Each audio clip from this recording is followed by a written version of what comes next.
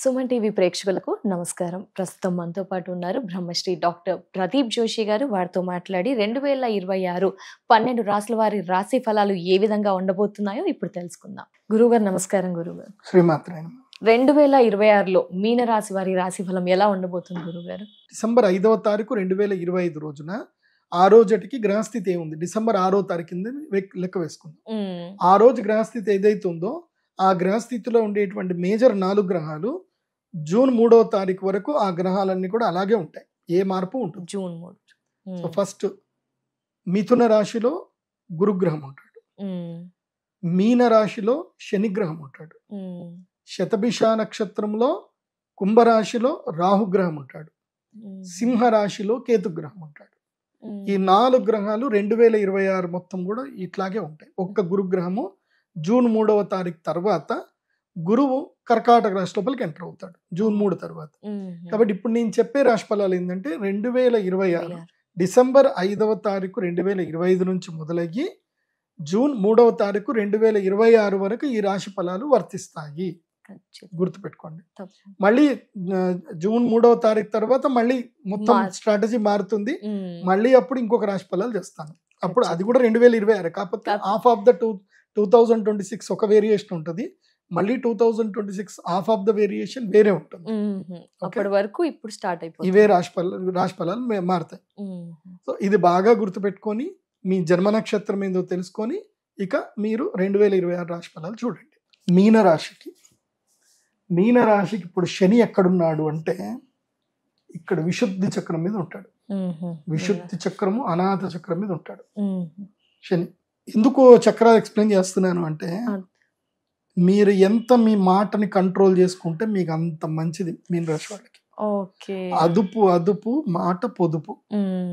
Don't react, ఎవరిని ఏమీ అనకండి.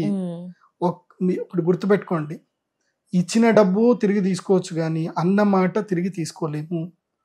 ఒకసారి ఆ మాటతో ఎవరైనా హట్ అయ్యారనుకోండి, తిరిగి మీరు ఎంత సారీ చెప్పినా హట్ అయింది పోదు, మనసు విరిగిపోయింది అని అంటారు. మనసు ఎక్కడుంది, ఎలా ఉంది, ఎలా విరిగిపోయింది అది విరిగినోడికే తెలుస్తుంది. అర్థమవుతుందా?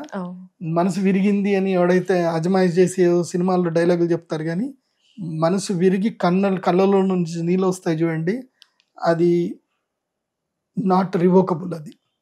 కాబట్టి మీనరాశి వారు రిలేషన్షిప్స్ల విషయంలో కానివ్వండి, మీ సేవకుల విషయంలో కానివ్వండి చాలా ప్రేమగా ఉండండి. మాటలు అదుపులో పెట్టుకోండి. మాటల వల్ల చాలా నష్టపోతారు, ఆస్తులు నష్టపోతారు, కొత్త శత్రువులు పుట్టుకొస్తారు, డబ్బులు పోతాయి. ఫోన్లలో తక్కువగా మాట్లాడండి. కర్ణపిశాచిని ఎంత దూరం పెడితే అంత మంచిది. మీకు ఇప్పుడు ఏమైనా చేయగలిగితే అప్పు చేసుకోండి, ఇల్లు కొనుక్కోండి, ఏదైనా ఇల్లు కొనుక్కోండి, అపార్ట్మెంట్ కొనుక్కోండి, ఫ్లాట్ కొనుక్కోండి, ఇండిపెండెంట్ హౌస్ కొనుక్కోండి, ఏదైనా అప్పు చేయండి. ఎందుకోసం అంటే ఇప్పుడు అప్పు చేస్తే తప్ప మిమ్మల్ని ఎవడు కంట్రోల్ చేయలేడు. అప్పు చేసి మిమ్మల్ని మీరే కంట్రోల్ చేసుకొని ఏదో పని చేయాలి.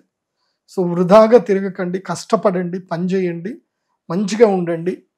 అప్పులు అంటే 5 రూపాయల వడ్డీలు, 2 రూపాయల వడ్డీలు అవి చేయకండి. 80 పైసల వడ్డీలో అప్పులు చేయండి. ఇల్లు కొనుక్కోండి. ఎందుకోసం అంటే శని దుఃఖం కలిగిస్తాడు. శని దుఃఖం కలిగించేటప్పుడు ఏంటంటే నీ గృహయోగం వచ్చింది అనుకోండి, ఇల్లు కొనుక్కున్న వాడిని శని ఏమనడు, అదొకటి ఉంటుంది. ఇంటివాడైపోయాడు అనుకో, సర్లే పెళ్లి చేసుకున్నావు, ఇంట్లో ఉన్నావుగా, మంచిగా ఉంది. అందుకే ఆసనే పుత్రపీడాస్తు శయనే భర్తృపీడనం అని చెప్పేసి భోజనే అతిథి పీడాస్తు అని అంటారనమాట. సో శని ఏంటంటే అతిథి పీడ కలిగిస్తాడు, భార్య పీడ కలిగిస్తాడు, పుత్ర పీడ కలిగిస్తాడు. సో ఇవి కూడా పీడ కిందకి లెక్క. ఇప్పుడు ఇల్లు కొనుక్కున్నావు అనుకో, అప్పు కూడా పీడనే కదా, అప్పు ఒక పీడనే. కాకపోతే దాన్ని ఓకే వీడికి అప్పు ఉంది కదా, ఇంకా వీడిని ఏమన్నా వదిలేస్తాడు. కాబట్టి మంచిగా ఇల్లు కొనుక్కోండి. మీన రాశి వాళ్ళు తప్పకుండా ఇల్లు కొనుక్కోండి. ఈ సంవత్సరం ఏదైనా చేసి ఇల్లు కొనుక్కోండి. ఆ ఎఫర్ట్స్, ఆ కష్టము, ఆ బాధ అంతా కూడా దాన్ని కొట్టుకొని వెళ్ళిపోతాయి. బిజినెస్ ఏమైనా అలా చేయొచ్చు? బిజినెస్ చేయొచ్చు, కానీ స్టేబుల్ బిజినెస్ చేయండి. ఎక్కువగా రిస్కీ బిజినెస్లు చేయొద్దు. ఆప్షన్స్, ఇంట్రాడేలు, ట్రేడింగ్లు చేయకండి. సింపుల్ బిజినెస్లు ఏమైనా చేసుకోండి. రొయ్యల వ్యాపారం చేయకూడదు, చేపల వ్యాపారం చేయకూడదు. ఏమైనా పరిహారం తెలియజేస్తారా గురుగారు? మీనరాశి వారు నీలాలమాల ధరించండి, తప్పకుండా మయూరమాల ధరించండి. మయూరమాల ధరించి ఆంజనేయ స్వామి దీక్ష తీసుకోండి. ప్రతిరోజు హనుమాన్ చాలీసా తప్పకుండా చదవండి. ఎవరిని విమర్శించొద్దు, మధ్యవర్తిత్వ వ్యవహారాలు అస్సలు చేయకూడదు, కొట్లాటలకు పోవద్దు. ధన్యవాదాలు గురువు గారు. నమస్కారం. శ్రీమా.